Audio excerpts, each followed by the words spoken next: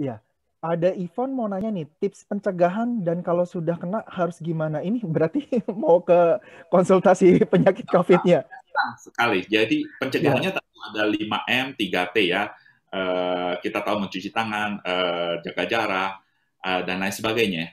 Kedua adalah apakah pakai masker saja cukup? Tidak, teman-teman. Ya, masker saja bisa ada leak, bisa masih kemungkinan potensi penularan juga ada. That's why sebenarnya proteksi kesehatan berlapis atau protokol kesehatan berlapis itu perlu dijalankan ya.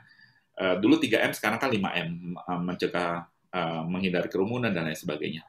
Kedua adalah 3T, treatment, tracing, dan jadi kalau ada kasus, temukan segera ya. Testing ya, treatment, testing, tracing ya. Jadi treatment sesegera mungkin, tracing segera mungkin karena kita tahu ya penyebaran COVID-19 ini sangat sangat spreadingnya sangat cepat ya dan sangat mudah menular. Lalu adalah treatment, tracing, testing. Testingnya juga harus dilakukan teman-teman. Orang juga akan, dok kan takut dicolok-colok hidung. Ya lebih baik sakit sementara dicolok hidungnya sampai keluar air mata daripada nggak ketahuan dan bisa menularkan potensi penularan kepada orang lain ya. Kita juga harus tahu bahwa ada namanya OTG atau asimptomatik, orang-orang yang memang tidak ada gejala, ternyata dia menularkan virus COVID-19 itu. ya. Nah, Dok, bagaimana untuk tes-tesnya ini yang paling valid itu tes ini apa, tes apa-apa kayak gitu boleh Dok diterangkan? dua ya, ada dua teman-teman ya, ada swab antigen sama swab PCR. Itu yang direkomendasikan WHO sampai saat ini untuk mendiagnostik, bukan untuk screening saja, tapi diagnostik. Sekarang swab antigen yang dicolok hidung, lalu dalam waktu 15 menit itu ketahuan, itu sudah dipakai untuk diagnostik. Tetapi swab antigen yang hasilnya negatif, belum tentu negatif.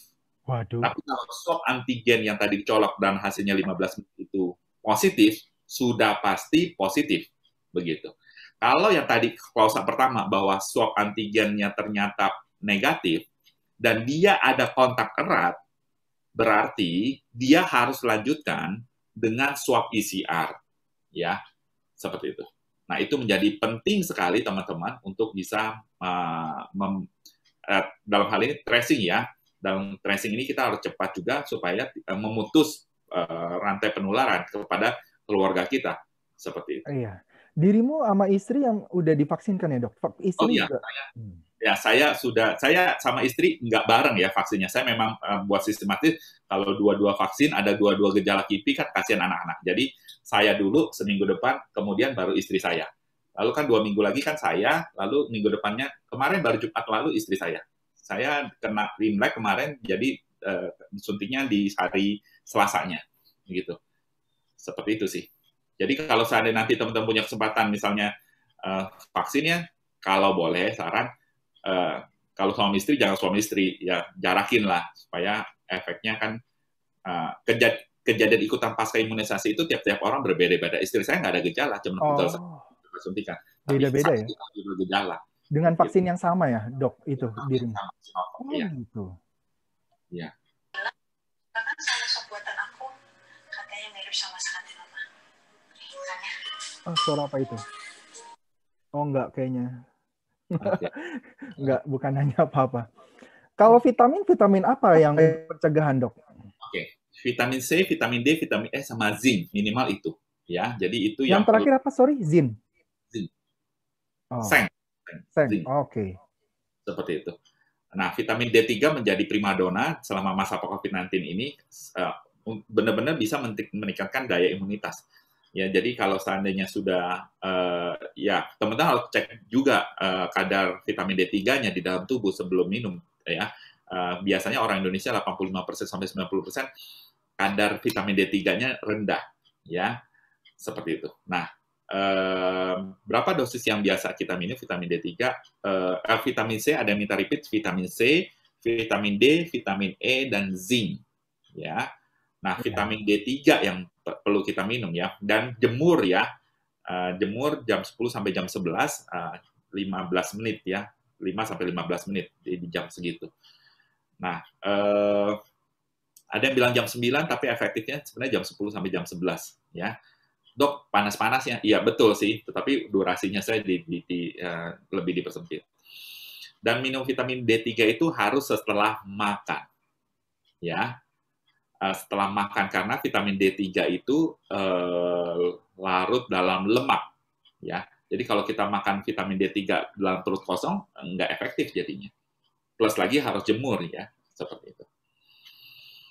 Begitu, siapa? AB? Iya, oke. K2 perlu nggak, Dok? Itu ada yang nanya K2 apa ya saya? Vitamin K, ya K2 Oh, anti pembekuan darah, tetapi rasanya tidak perlu. Tidak butuh kalau seandainya ada indikasi. Tidak menjadi yang rutin. oh iya. Mau tanya dok, vitamin D3-nya dosisnya berapa banyak? Jadi yang tadi saya katakan bahwa cek dulu hasil lab darahnya, ya biasanya rendah tuh, ya di bawah 25 atau di bawah 30. Nah ini dosisnya bagaimana? Kalau memang daya kadarnya kita rendah, kita bisa naikkan sampai 5.000 unit ya, IU ya, International Unit setiap hari ya selama 6 bulan teman-teman. Ya nanti harus cek lagi begitu ya. 3 sampai 6 bulan. Karena naikin vitamin D3 dalam tubuh kita itu susah-susah, lumayan susah. Jadi memang harus dosisnya juga dinaikkan seperti itu. Bahkan kalau seandainya dia sudah kena COVID-19 itu bisa sampai 60.000 unit. Jangan ada penelitian yang 60.000 unit tiap hari. COVID-19-nya daya durasi untuk perawatannya lebih pendek dan lebih pendek. Itu menarik sekali vitamin D3 itu. Itu untuk ngeceknya di lab bilangnya untuk pengecekan apa? Saya sebut merek lab. It's okay ya. 25-DOH. Cek 25-DOH. Cek vitamin D3 aja. Orang di lab udah pasti cek itu 25-DOH. Oke, Dok. Terima kasih. Ya. Dok, mau nanya, Dok. Saya barusan lepas dari isolasi mandiri. Apakah saya perlu cek D-dimers itu? Apa? D-dimers betul ya, Dok? Oke, teman-teman. Ini menarik dari tulisan this way ya, dari Pak Dahlan Ihsan mengenai D-dimer. Sehingga orang melek dengan D-dimer. Ya. Nah, tentu yang isolasi mandiri itu, saya jelaskan dulu dari step by step-nya sebelum saya bahas D-dimer. Gejala COVID-19 itu ada penggolongannya. Ada 5 penggolongan gejala COVID-19. Gejala ya. 1 adalah yang asimptomatik, tidak ada gejala. Kedua adalah gejala ringan, gejala sedang, gejala berat, gejala kritis. Kadang gejala berat, gejala kritis dijadikan 1. That's why ada 4 biasa penggolongannya. Tapi saya membagikan 5 supaya lebih mudah. Nah, yang bisa melakukan isolasi mandiri adalah yang tidak ada gejala atau yang gejala ringan. Tadi Ibu siapa yang bertanya, kalau seandainya Ibu sudah lepas isolasi mandiri, berarti Ibu merupakan yang tanpa gejala atau hanya gejala ringan, tanpa ada sesak nafas. Betul ya, Bu? Bu Meta? Betul, Dok. Saya gejala sedang. Oh, gejala sedang. Ibu ada sesak nafas? Enggak, kehilangan indera rasa dan penciuman, Dok. Oh, itu gejala ringan berarti ya? Oh, ringan. Ya, gejala ringan. That's why bisa isolasi mandiri. Nah, yang perlu dirawat inap adalah tentu yang sudah gejala sedang ke atas, ya. Nah, balik lagi gerakan tabung oksigen ini sebenarnya buat apa? Yang isolasi mandiri, yang saturasi oksigennya mendekati ini, abu-abu ini, ya. Penting sekali, kita kan sesak nafas itu bahaya sekali ya. Ya, malam kemarin ada yang sore kemarin ya, ada yang japri saya teman ya butuh tabung oksigen. Saya bilang ambil segera ke rumah saya. Terus dia teman itu teman dekat ya, dia punya teman lagi ya yang kena COVID ya. Tapi dia bilang udah beli tabung oksigen yang kecil, yang oksigen yang cuma 1 liter. Saya bilang nggak efektif, paling hidup semprot-semprot berapa ini. Akhirnya sampai sekarang nggak ambil. Ya sayang, maksudnya tabung udah disiapin, tinggal ambil doang, tinggal dipakai. Sedangkan kita tahu ya kapasitas rumah sakit dan ketersediaannya juga sangat susah mencari rumah sakit sekarang ya. Nah, tabung oksigen ini membantu antara jeda antara yang ringan dan berat ini, yang sedang ini, ya. Nah, tapi selama dia ternyata jatuh ke yang sedang, dia dirawat di rumah, misalnya sebelum dapat rumah sakit, tabung oksigen ini sangat-sangat membantu orang-orang tersebut, begitu. Nah, balik lagi ke mana tadi? D-dimer. Nah, Bagaimana dengan posisi dedimer? Dedimer itu biasanya ada fase di mana timbul peradangan di dalam tubuh kita. Ya, COVID-19 itu dengan gejala sedang, berat, kritis itu terjadi peradangan di seluruh tubuh kita. Sehingga sampah-sampah peradangan kita namanya dedimer yang menyebabkan darah kental. Itu yang dicek. Normal itu di bawah 500. Tapi orang-orang dengan gejala sedang, berat, atau kritis itu bisa sampai 3.500, 5.000. Sehingga darah kental itu, yang dibilang seperti cendol, menyumbat pembuluh darah. Kalau ke otak jadi stroke, kalau ke jantung jadi serangan jantung. That's why gejala COVID-19 tiba-tiba orang kena serangan jantung, ya, meninggal. Ya, kita udah waspada bahwa orang-orang yang meninggal di rumah yang saat sekarang ini di masa pandemi, kita harus curiga bahwa adakah COVID-19. Begitu, that's why perlakuannya harusnya sebagai kasus probable, begitu ya, seperti itu. Ya, jadi, perlu nggak dicek setelah isolasi mandiri, Bu Meta? Boleh-boleh saja untuk screening, begitu ya. Seperti itu. Selain itu juga bukan dedimer saja, tetapi CRP ya, C-reactive protein juga perlu dicek. Untuk Dok. Kalau yang Dok, maaf dok. Ya, silakan. Boleh diulang tadi dok tentang dampak COVID terhadap penyakit jantung, karena kebetulan teman saya baru-baru ini terkena COVID, terus dinyatakan sudah sembuh, terus akhirnya meninggal karena jantung. Itu apakah ada hubungannya? Tadi mungkin agak kelewat, kurang tepat. Maksud saya pengen penjelasan lebih lanjut. Terima kasih. Adalah berarti dia sudah, sebelum dia kena COVID, apakah dia memang udah ada komorbid jantung? Yang saya tahu dia sih ada diabetes ya. Dia sempat suntik insulin, terus kena COVID, dinyatakan sembuh, terus tiba-tiba dalam 2 hari masuk ICU, kena jantung, tapi di rekam medisnya dibilang COVID free.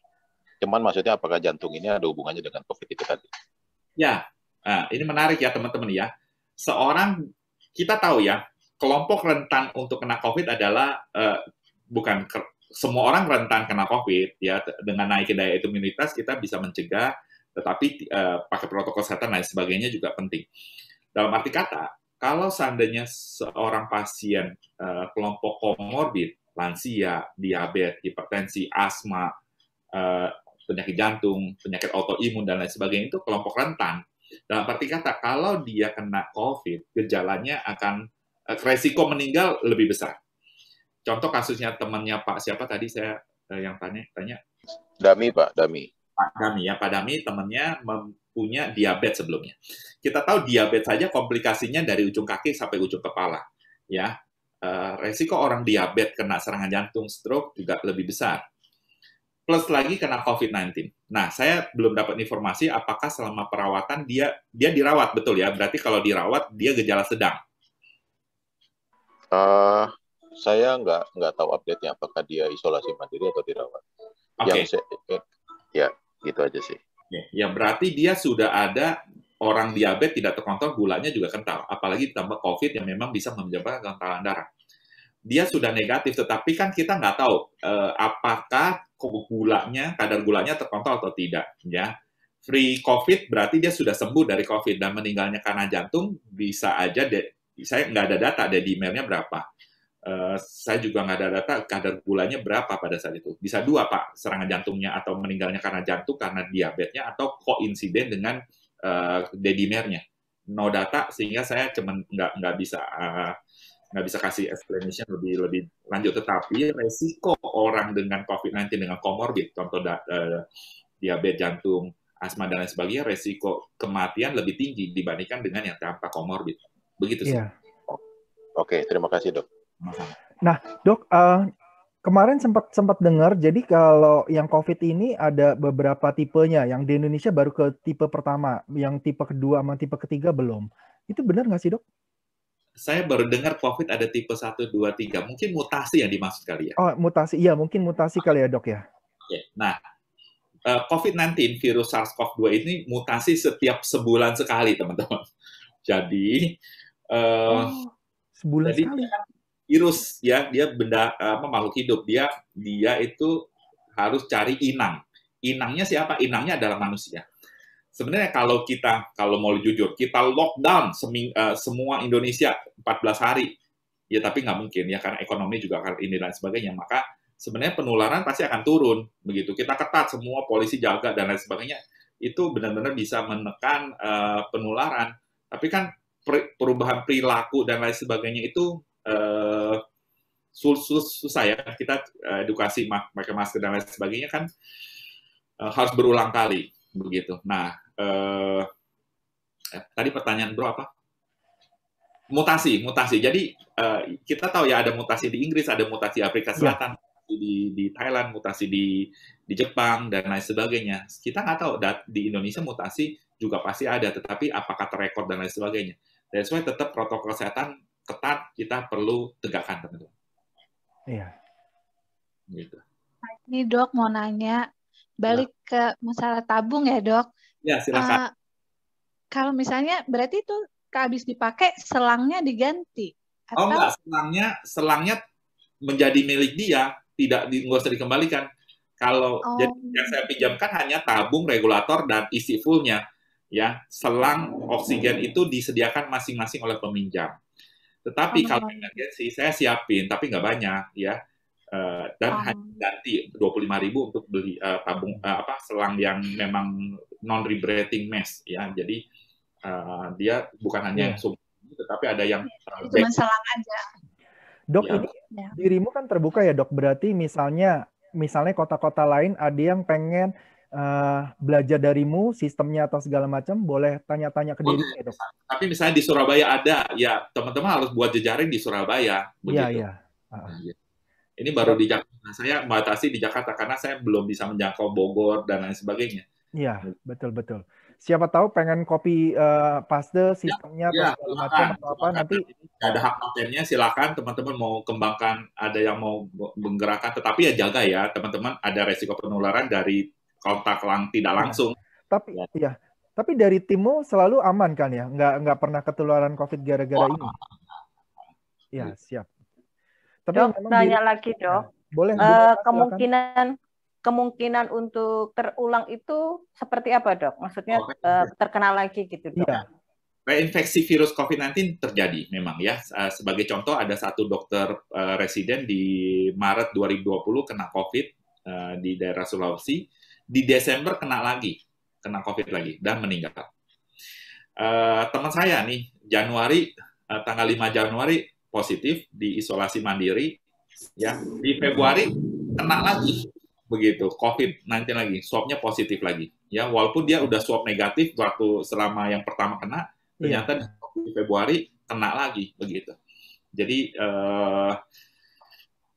saya juga dengar ada teman yang bisa sampai kena 3 kali COVID-19. Ya, jadi tetap ya, teman-teman, COVID-19 ini memang setelah itu ada antibody yang terbentuk. Masalahnya titer antibody yang terbentuk itu berapa kadarnya. Dan that's why kenapa sekarang vaksin diperbolehkan untuk penyintas COVID yang sudah 3 bulan yang lalu. Ya, jadi dia bisa COVID di bulan November, Desember, Januari. Nah, Februari ini punya kesempatan untuk vaksin. Yang mana sebelumnya PAPDI, Persatuan Dokter Penyakit Dalam, tidak merekomendasikan orang-orang yang penyintas, tetapi sekarang sudah. Ibu hamil juga boleh. Dok, nanya dong dok. Bentar. Lansia itu jarak durasi kedua 28 hari ya. Jadi sebulan. Kalau kita nakes 14 hari, tapi ada penelitian efektifnya 21 hari suntik keduanya, sehingga titer antibody-nya akan naik. Begitu. Iya. Oke, Bu Liana ya tadi, Bu Liliana ya. Iya, nanya dong. Dok, kan misalnya orang meninggal karena COVID nih. Nah, biasanya kan pemerintah menyarankan untuk dikubur. Nah, tapi kan keluarganya biasanya mau dikremasi gitu kan. Nah, biasanya ada dilarung kan ke laut. Nah, itu virusnya masih ada apa enggak ya? Ya, jadi kremasi itu boleh untuk pasien COVID-19, kremasi juga menjadi satu metode pemakaman ya. Tapi sekarang larung juga tidak diperkenankan ya, seperti itu. Walaupun tidak ya, tetapi tidak diperkenankan karena takutnya kita tidak tahu ya, karena ini virus baru, sebaiknya tidak. Itu saran saya. Secara medis, pokoknya sampai saat ini tidak disarankan untuk cuman dikremasi boleh gitu ya. Oh, kalau dilarungkan, oke. Gitu ya. Terima kasih dok. Sekarang sebaiknya tidak. Nah, ada pertanyaan di chat, kalau misalnya sudah kena COVID, apakah virusnya tetap ada, Dok? Sifat virus itu adalah self-limiting disease. Jadi, dia bisa sembuh dengan sendirinya. Masalahnya sembuh dulu atau meninggal dulu. Itu yang menjadi tantangan. Iya. Kedua adalah, kalau sudah sembuh dari COVID 2 kali, misalnya swab ya, negatif, ya sudah, virusnya sudah tidak ada. Ada namanya prolong COVID. Artinya apa? Dia nggak ada gejala nih, tapi di swab berulang kali, swab lagi, tetap ada. Itu fragmen protein virusnya yang terdeteksi, sedangkan virusnya sendiri sudah tidak. Dan dicek juga CT score-nya ya, CT score di atas 35-40 udah tidak menularkan. Ya. Kalau yang oximeter itu akuratannya untuk awal ya, Dok ya? Oximeter, orang-orang dengan isolasi mandiri kudu mesti wajib didampingi oleh alat ini, oximeter ya. Ini adalah rekomendasi WHO. Jadi ini adalah barang yang sekarang terkenal nih ya. Dan ini untuk pemantauan. Kita tahu ada gejala COVID-19 adalah happy hypoxia, di mana tiba-tiba orangnya sesak nafas, sebelumnya tidak ada gejala. Dan jadi ini adalah alat pendamping saat isolasi mandiri. Bu Meta pasti akan didampingi saat isolasi mandiri dengan alat ini, betul ya? Nah, ini saya 97%, nadi saya 81 kali per menit. Normalnya 96% saturasi oksigen. Ya. Normalnya berapa, Dok? Sorry. Di atas 96%. Oh, di atas 96%. Jadi kalau misalnya 95 udah hati-hati ya, Dok ya? 95, 94, 90, range antara itu orang dengan isolasi mandiri udah aware nih, dia harus udah siap-siap pakai oksigen begitu. Oke, ya. Siap.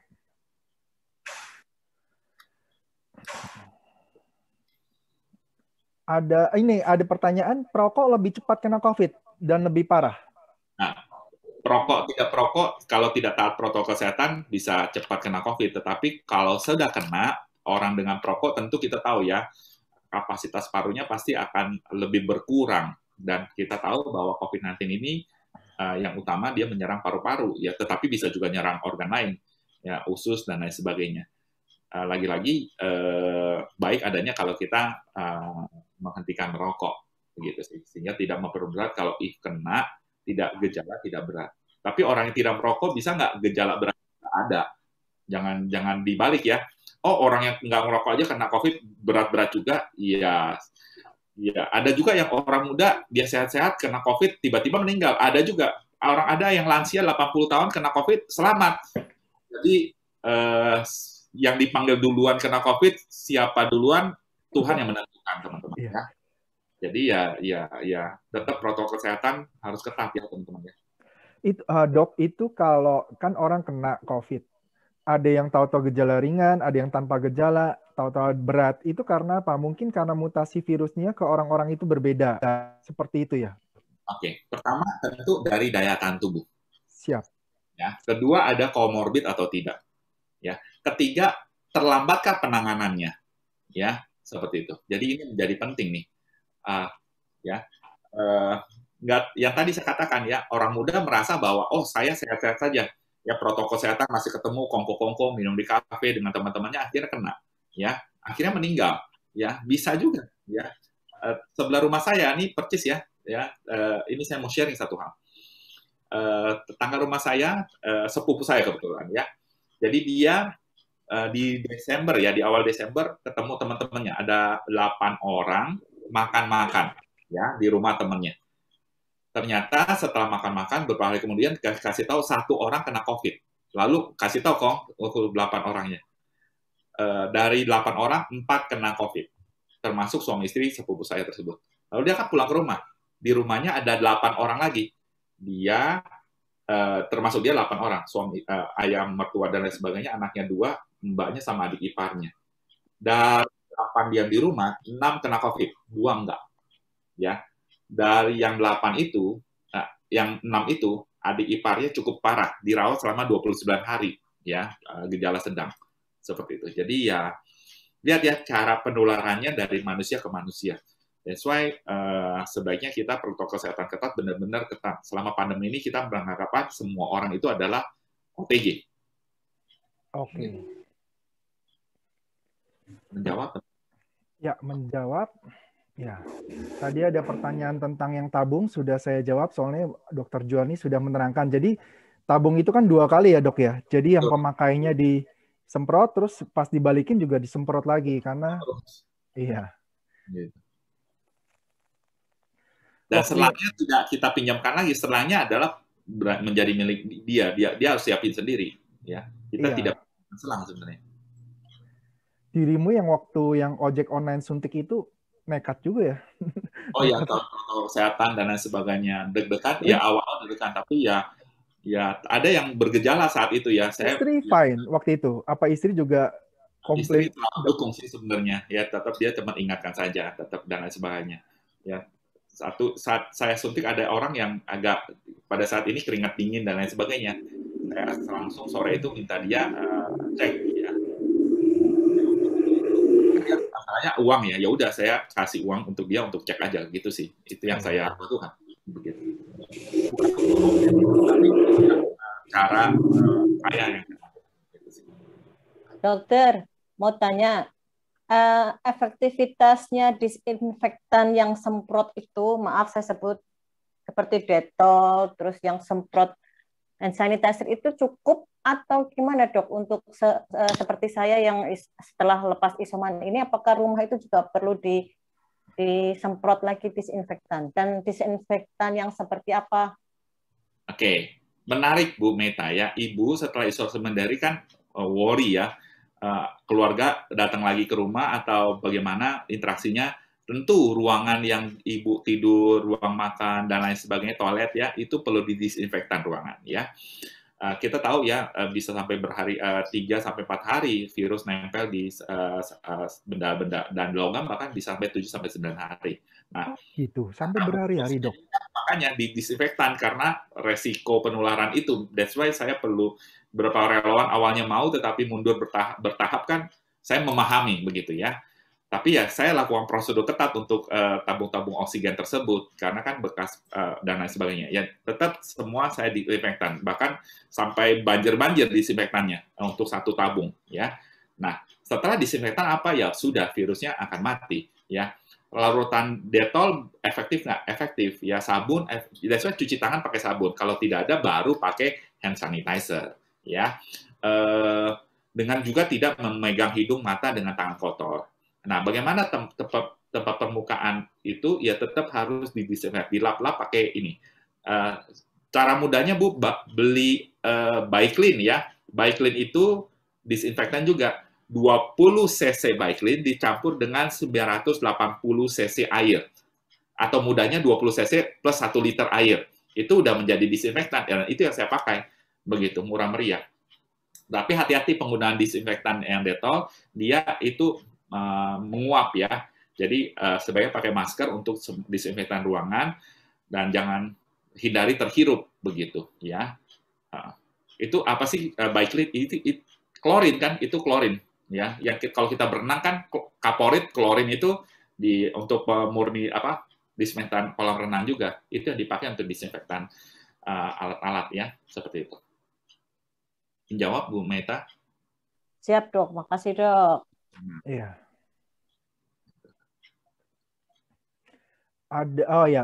Kalau ada pertanyaan, bisa bertahan berapa lama virus COVID di dalam permukaan tabung sebetulnya? Oh ya, 7. Kalau seandainya itu ada penelitian sampai 7 hari ya, 7-9 hari. Ya. Dalam benakku tadinya kupikir kalau yang benar-benar gitu cuma hitungan jam, enggak ya ternyata ya. Enggak. Waduh. Ya. Nah, tetapi ya kita disinfektan kan sudah ini aman ya, seperti itu. Iya. Jadi berarti kalau kayak uang itu, tapi setelah penelitian penularan secara tidak langsung itu kecil, ya kecil. Tetapi tetap ada, ya kecil tapi tetap ada ya, tetap harus ini ya. Uang itu berarti harus disinfektan dong kalau keterima gitu. Iya, uang kalau ini ya boleh disinfektan. Taruh dompet, tangan kita disinfektan atau uang kita dan lain sebagainya. Atau saya belanja ya, kalau saya ada snack, beli susu dan lain sebagainya, saya cuci, selalu saya cuci di ini, bawa cuci dulu pakai sabun, keringkan, baru taruh di tempat lemari, begitu. Memang agak repot, tetapi itu kebiasaan itu harus terus dijalankan, begitu ya. Dok, misalnya ya dok, saya mau tanya dok, ini misalnya sayur, kita kan beli sayur nggak setiap hari, misalnya sayur sekaligus banyak datang ke rumah. Nah, sebaiknya bagaimana tuh dok? Saya suka geletakin dulu, misalnya sampai sore gitu, baru ini apakah untuk masuk ke kulkasnya itu loh, tuh harus bagaimana gitu? Sebaiknya cuci Bu, ya. Jadi cuci dulu baru masuk kulkas. Atau misalnya diplastikin, cuci cuci sayurnya, cuci plastiknya, ya baru masuk kulkas. Begitu. Kan jadi nggak tahan ya dok dicuci begitu. Terus kalau katanya ada yang bilang harus pakai sabun baru bisa ngilangin virusnya. Harus ya? Harus yang sabun yang buat sayur sama buah kan ada kan ya? Betul ada. Menjawab? Ya menjawab, cuma nggak kalau basah kan suka di kulkasnya suka nggak tahan. Makin banyak tahu makin khawatir. Tapi oke, maksud saya ini kan kita jaga dalam arti kata ya lebih baik, lebih ketat daripada lengah ya. Oh ya, sama satu lagi, kalau seandainya penggunaan toilet umum ya teman-teman ya, kita tahu penularan dari feses, defekasi ya juga bisa ya. That's why kan ada swab namanya swab anal yang sedang dikembangkan. Nah, kalau seandainya teman pakai toilet umum sebaiknya pada saat penggunaan pertama kali di flush dulu. Kalau yang toilet duduk ya tutup yang penutup klosetnya, flush dulu ya. Tetap pakai masker di toilet umum ya. Seperti karena pada saat kita flush sebenarnya kan bisa menimbulkan aerosol gitu. Oke. Dok, sebenarnya virus COVID itu bisa bertahan berapa lama ya? Kalau misalnya umpama gini dok, kita bawa sayuran dari pasar itu satu kantong plastik, kemudian kita letakkan di lantai. Nah, umpama nih di dalam kantong plastik itu luarnya ada virus COVID dan kemudian lantainya ada juga. Nah, itu bisa bertahan berapa lama gitu loh? Iya, kalau di benda-benda plastik rata-rata 3-4 hari, tapi kalau yang benda besi, stainless dan lainnya bisa 7 hari ya. Waduh. Ya, jadi kita perlu tapi jangan worry. Maksud saya adalah penularan secara tidak langsung kecil, tetapi tetap ada. Tetapi tetap kita melakukan protokol kesehatan. Kan memang sering ya dapat video WA, kita harus cuci barang yang kita masuk ini. Kita keluar kan juga mandi, keramas, betul ya. Setelah pulang dari luar, mau nggak mau kita keramas mandi loh. Bajunya dicuci loh, dikasih deterjen. Selalu begitu ya teman-teman ya. Selalu perlu diingatkan. Kadang bosan, kan baru keluar 2 jam, sejam, masa baju, ya tetap cuci aja. Gitu loh. Iya. Silakan kalau ada pertanyaan lagi, mungkin 1-2 pertanyaan lagi sebelum ditutup. Ya. Kalau pemakaian pakai alkohol kan yang 96 ya dok ya? Iya. Kalau 70 nggak cukup ya dok? Cukup, 96%, betul. Oh, 70 nggak cukup dok? Oke. Bukan, Bu, 70 cukup, sorry, 96 terlalu pekat. Kebalik Bu. Oh, iya. 96 terlalu pekat, bukannya makin pekat makin bagus dok? Enggak, 70%. Oh gitu. Kebalik Ibu yang ini ya. Oh, ini ada yang bilang jadi 70% itu yang dipakai. Minum air hangat bisa bantu matikan COVID. Betul nggak? Betul salah. betul salah. Air mendidih ya kalau air mendidih juga nggak bisa. Kalau air mendidih bukannya mati virusnya, orangnya mati. Air mendidih diminum. Jadi ya, teman-teman, satu lagi. Teman-teman mungkin dari ini bisa mengedukasi, teman-teman juga menjadi duta. Selain duta edukasi, tapi duta untuk tidak menyebar hoax ya. Dalam arti kata kalau seandainya ada sumber yang ini tidak ada sumber data sahihnya, rasanya stop saja diterima tanpa diblas. Begitu sih. Itu yang juga menjadi penting. Minum kayu putih juga, air putih dikasih kayu putih juga hoax, dok. Hoax itu untuk menenangkan pikiran, menghangatkan saja, tetapi tidak mencegah. Menghangatkan badan. Oh ya betul, menghangatkan. Kayu putih mau diminum seberapa banyak kan juga enggak. Tapi kalau hirup uapnya bisa ya dok? Hirup uapnya untuk rileks dan lain sebagainya, bisa untuk tidak mencegah COVID ya, bukan untuk mencegah, tetapi untuk melegakan pernafasan dan lain sebagainya. Lagi-lagi virus yang sudah masuk ya akan berkembang dan lain sebagainya. Tapi ya hati-hati. Kan, kalau berenang itu aman nggak sih dok sebetulnya? Berenangnya aman, tetapi setelah mandi ketemu orangnya nggak aman. Kan nggak mungkin juga berenang pakai masker dan berenang mandi di toilet yang ini nggak pakai masker, betul ya? Nah, di situnya ya yang nggak aman ya. Iya, titik lengahnya. Kita ke kantor udah pakai masker, cuci tangan, habis itu makan bareng-bareng. Ya pas makan bareng-bareng ya habis itu pakai masker lagi kantor. Ya pas lengahnya itu loh, gitu lah ya. Iya, oke. Maksudnya kan bisa ya dok, misalnya virus COVID-nya itu di dalam air itu loh dok. Yang Kalau kolam renang enggak? Iya. Kolam renang kan udah ada kaporitnya dan lain sebagainya, enggak. Dokter, terus sekarang kan lagi viral itu katanya makan bawang putih ya bisa mencegah COVID. Iya, mencegah COVID dengan makan bawang putih rasanya ya naikin daya tahan tubuh bisa, tetapi tidak untuk mencegah. Dua hal yang berbeda ya dok itu ya sebetulnya ya. Ya betul. Vitamin naikin daya tahan tubuh, vitamin C, D, E. Iya. Tetapi kalau setelah minum vitamin nggak protokol kesehatan tetap kena, bisa nggak? Bisa. Iya. Sama seperti bawang putih atau apa gitu ya.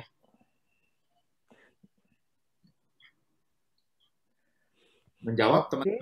Iya, mungkin bermanfaat sekali dokter. Terima kasih. Ya. Sama. Oke, mungkin 1-2 kalimat penutup dok untuk tentang tabung oksigen dan hal-hal lain yang diperlukan untuk teman-teman. Silakan dok.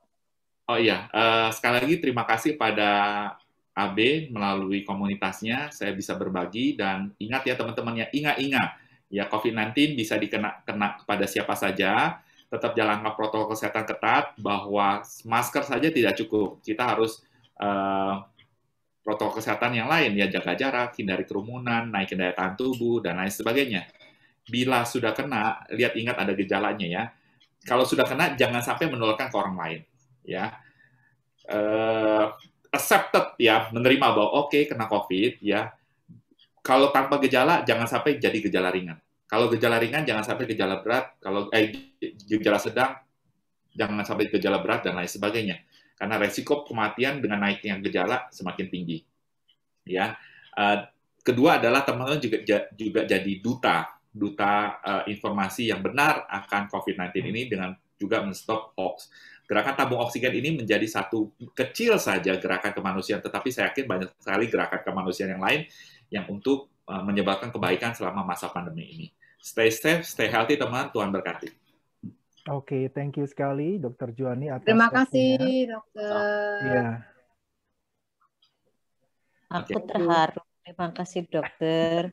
Sama-sama. Terima kasih, dokter. Terima kasih, dok. Terima Tuhan kasih, memberkati. Saya hebat, tapi Tuhanlah yang hebat. Ya, puji nama Tuhan. Terima kasih dokter. Terima kasih, dokter, sharingnya. Terima kasih juga Ko Abe yang udah Terima mengundang kasih, Ko Abe. Tuhan. Terima kasih dokter. Terima kasih semuanya. Terima kasih teman-teman. Have a nice day. Terima kasih, dokter. Terima kasih, Ko Abe, atas fasilitasnya.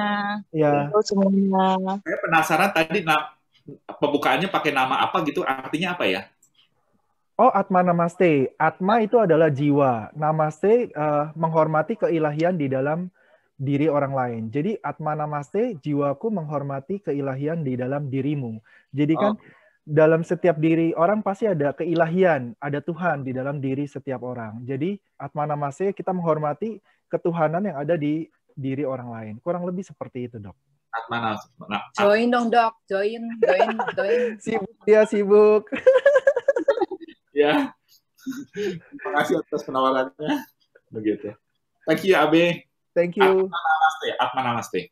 Iya. Atma Sekarang Namaste. urusan, Dok, kayaknya, Dok. Atma Namaste. Ya, enggak lah, sama. Ya, turun 3 kilo saja selama pandemi. Itu sama yang di layar itu, di cover lu, itu lebih gemuk. Sekarang lebih kurusan. Ya, betul. Itu lebih gemuk saat ini di foto. Gitu. Ya. Oke, saya live ya, teman-teman ya. Silakan. Iya. Thank you. Tuhan berkati. Yo. Yo.